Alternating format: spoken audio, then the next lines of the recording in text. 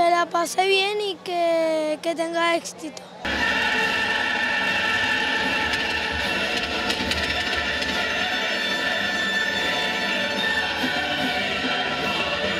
Bueno, imagínate, todos vengan porque esto es el futuro, estos son los niños, no es Dudamel, son los niños realmente los protagonistas de todo esto.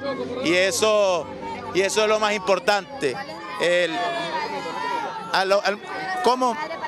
Bueno, apoyar, eso es lo más importante. La familia es lo más importante en la vida, no solamente en la carrera que uno desarrolle, sino en la vida y el desarrollo como ser humano. Y eso lo tuve yo con mi familia y es el mensaje que más le puedo dar a los padres y a las familias pues, de los niños, pues que los apoyen en todo y que los ayuden a construir sus sueños y hacerlos realidad. Encantado. Entrenando en forma nacional en la misma calle del concierto hace 2 años, un documental que no solamente narra la vida y el desarrollo artístico de Gustavo Dudamel, sino el desarrollo de ese canto de esperanza que es el sistema de orquesta juvenil. Coméntenos sobre los beneficios que van a tener los niños del sistema de orquesta respecto a este documental.